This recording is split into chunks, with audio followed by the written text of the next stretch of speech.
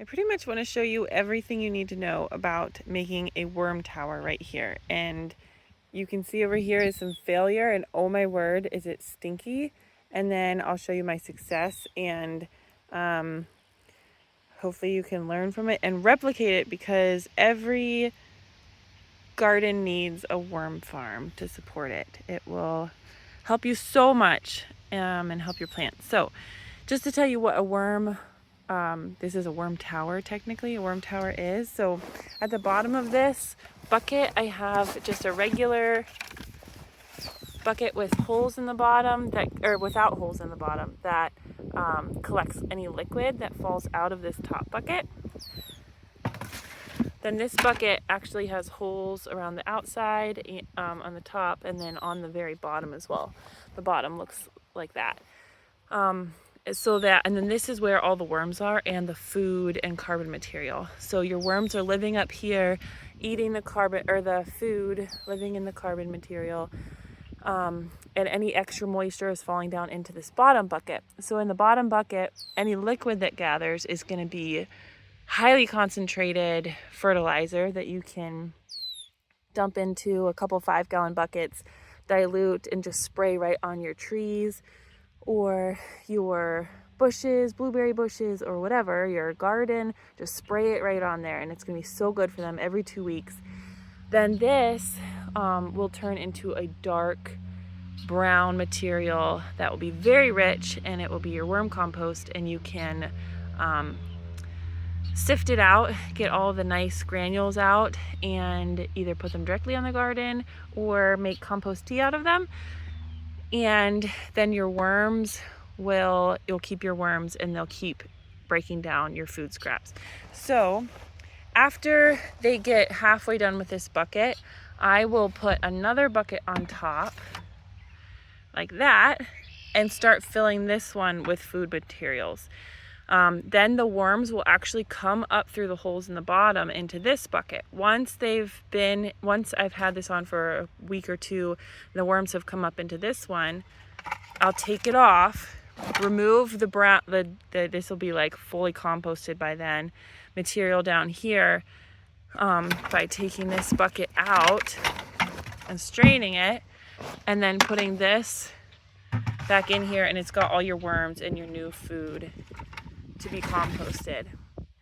So it just keeps going. But my big mistake that I made is that the last batch of food and worms that I did, I stuck this bucket right on top with a bunch of new food. The worms came up, and I completely forgot to keep aerating this food in the bottom.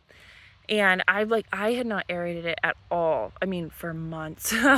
So when I finally dumped it out, there is a lot of food material in here that did not get broken down, and it stinks to high heaven. Oh my goodness. I was on the whole other side of the house, and I could still smell it. It smells like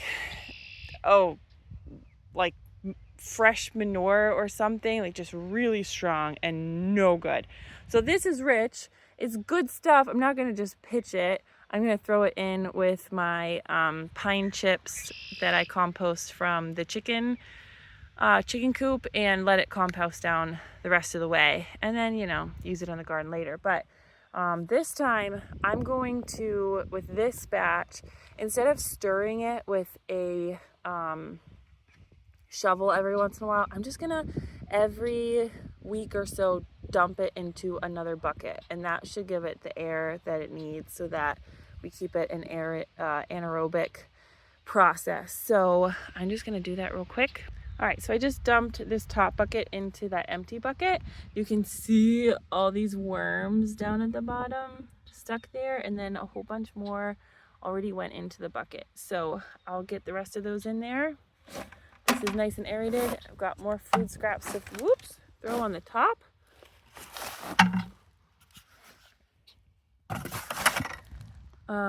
Plop the lid on, and we're good to go. I'm actually going to leave these worms in here and throw these on another bucket with some food scraps that I've been saving. saving up some mushrooms and bananas, and I'm going to start another worm tower because my one tower just can't keep up with all the banana peels that my kids eat. We go through like 3 or 4 bananas a day. So gonna have 2 worm buckets going. In the winter, I will, once it starts getting cold out and before the first frost, I will combine those into one bucket, and I'll bring them over to this hole here. I put the worm bucket down here to give it some insulation and protect it from the frost. And on a mild winter, that'll bring the worms the whole way through, and they can keep slowly composting throughout the winter.